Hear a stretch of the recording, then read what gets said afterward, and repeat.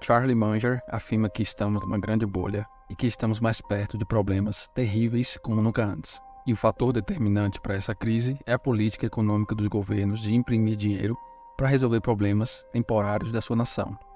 Essa prática é tão perigosa que, segundo Munger, foi uma das causas predominantes que antecedeu a ascensão de Hitler ao poder antes da Segunda Guerra Mundial, quando a moeda alemã estava tão depreciada que um único dólar chegou a valer 1 trilhão de marcos alemães. Tinha tanto dinheiro em circulação que foi necessário criar uma cédula de 100 bilhões de marcos alemães. Eu sou Oliveira e você está assistindo ao Fortune. Ao dar uma entrevista anual exclusiva para Daily Journal, além de vários outros tópicos discorridos, Charles Munger, que hoje é vice-presidente da Berkshire Hathaway, braço direito do lendário Warren Buffett, abordou o tema da inflação, consequência das medidas econômicas populistas que causam problemas terríveis de longo prazo. O que Munger aborda no seu ponto de vista é o fato de que imprimir dinheiro, em escala, prejudica a economia a longo prazo, e essa parece ser uma prática aceitável e quase que obrigatória para as nações modernas. Munger dá o exemplo dos países da América Latina, por exemplo, que de fato é onde estamos exemplos mais claros de como imprimir dinheiro não é a solução para os desafios socioeconômicos de um país. Of all the Latin American countries that print too much money, they get strongmen and so forth. That's what Plato said happened in the early Greek city-state democracies.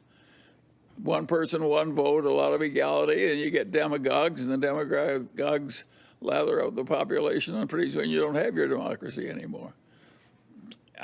I don't think that was a crazy idea on Plato's part. I think that accurately described what happened in Greece way back then, and it's happened again and again and again in Latin America. We don't want to go there. At least I don't. Munger tem razão quando fala que a impressão de dinheiro causa problemas terríveis. Como podemos ver, o efeito dessa prática na América Latina causou uma das maiores inflações do mundo inteiro, um total acima de 10%. Apenas a África tem esses índices acima dos 10%. Só a Venezuela, a líder desse ranking, superou a casa dos 300% em 2022, segundo dados não oficiais da CEDICE. Charlie ainda menciona o Japão como exemplo de medidas governamentais para a impressão de dinheiro e diz estar surpreso em como o Japão distribui tanto dinheiro e continua estável. I think it's encouraging that Japan can print as much money as it has and remain as civilized and calm. And so I hope to God the United States has similar happy outcome. O Japão realmente vem imprimindo dinheiro por décadas, mas nunca passou por uma grande inflação, chegando a, no máximo, 4% em 2022, a maior em 41 anos. E isso se dá pelo fato de que o problema do Japão não é a inflação, mas a deflação, que é o fenômeno contrário à inflação, ou seja, causa a queda nos preços dos produtos e serviços. Por isso que, enquanto os Estados Unidos registrou uma inflação acima de 8%, a Europa e o Brasil acima de 10%, o Japão não passou da casa dos 4%, e isso já é um número alarmante na Terra do Dragão. Ou seja, a estratégia de imprimir dinheiro é perigosa até para as economias mais estáveis. Em seguida, Munger dá o exemplo da Alemanha pós-Primeira Guerra Mundial e diz que a impressão de dinheiro contribuiu para a ascensão de Hitler no poder. Because it's so tempting to get rid of your debt by just giving a guy a non-interest-bearing checking account where you used to have to pay him interest every month. Not only do we have a serious problem, but the solution to it that is the easiest for the politicians and for the Federal Reserve too, for that matter, is just to print more money and solve the temporary problems that way. And that, of course, is going to have some long-term dangers. And we know what happened in Germany when the Weimar Republic just kept printing money. The whole thing blew up.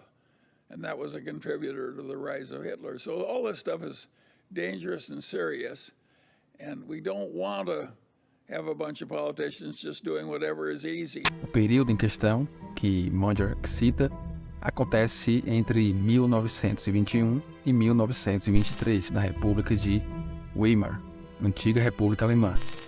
Um período de hiperinflação que afetou a moeda alemã, causando miséria para toda a população. A causa foi os custos da Primeira Guerra Mundial, quando a Alemanha decidiu pagar os gastos da guerra com empréstimos em dívidas externas, acreditando que quando ganhasse a guerra, honraria o saldo com imposições de reparações aos seus adversários, os países aliados.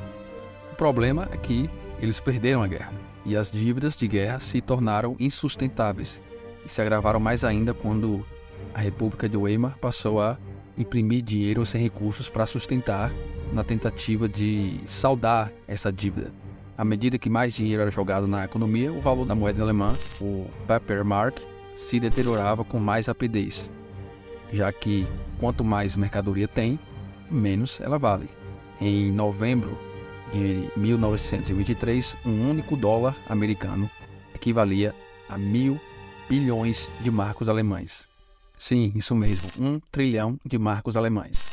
Essa estratégia de imprimir cada vez mais moeda para pagar as reparações de guerra acelerou ainda mais a alta da inflação, pois a moeda cada vez valendo menos, os preços das mercadorias alemãs dispararam, causando a hiperinflação. E quando a economia chega a esse ponto, a primeira reação do povo que vê o valor do seu dinheiro deteriorado é gastar tudo que tem nos bens essenciais, que ainda restam nas prateleiras, e que aumenta ainda mais os preços dos produtos em falta, até que não haja mais nenhum produto essencial, e o fim disso tudo é a miséria. E foi nesse período de grande pobreza, instabilidade econômica e descaso com o povo alemão que teorias da conspiração começaram a surgir, ideias extremistas seduziram as massas nesse momento vulnerável, permitindo que Hitler tomasse o poder em 1930, aproveitando o desemprego em massa, que se originou dos períodos de hiperinflação nos anos anteriores. Charlie reitera que a inflação é um problema sério. Ele diz que é um grande perigo existir um populismo que ensina o povo a votar pelo dinheiro que os políticos podem dar a ele. Se essa prática for exagerada, e sempre é, vide em gastos públicos brasileiros, pode arruinar sua civilização a longo prazo. É claro que não foi forjado apenas na hiperinflação de Weimar ou do grande desemprego da década de 30, mas é bem verdade que essas irresponsabilidades políticas abriram espaço para ideias desesperadas de extremismos. O Senado dos Estados Unidos aprova o pacote de estímulo econômico de 1,9 trilhão de dólares proposto pelo presidente Joe Biden. Boa tarde a todos que nos acompanham. O Senado norte-americano aprovou agora há pouco esse pacote de quase 2 trilhões de dólares em estímulos para reparar aí os impactos da pandemia do coronavírus na economia norte-americana. Esse é o terceiro pacote de resgate econômico aprovado aqui nos Estados Unidos desde o início da pandemia. O governo federal do país já injetou 4 trilhões de dólares para os impactos da pandemia do novo coronavírus. E que o populismo é uma arma usada por todas as castas de políticos para manobrar as massas e que a longo prazo não produz nada de bom, a gente sabe disso. Os Estados Unidos já gastaram mais de 4 trilhões desde a pandemia e o Brasil chegou a gastar em auxílios mais de 600 bilhões de reais até 2022. É claro que os auxílios foram importantes nesse momento de dificuldade pelo qual todos nós passamos. A questão é, a pandemia já passou, mas a impressão de moeda continua e se o dinheiro está entrando, logo podemos concluir que está saindo de algum lugar. A fonte é o nosso próprio bolso. Eu concordo com Charlie Munger que essa prática não se sustenta a longo prazo, mas só devemos nos dar o luxo de injetar dinheiro na economia nesses momentos de turbulência.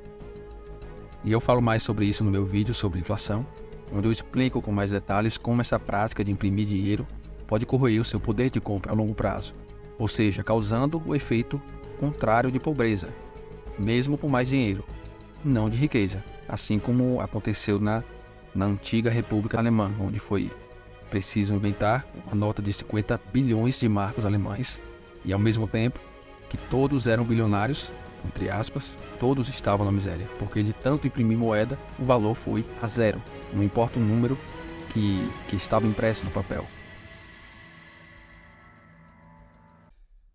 Bom, não sabemos como a economia mundial irá lidar com essa questão nos próximos anos. Alguns economistas acreditam que injetar bilhões de dólares ou reais na economia é apenas uma forma de mascarar uma inevitável recessão, maior até que a Grande Depressão de 2029. Bom, o tempo dirá.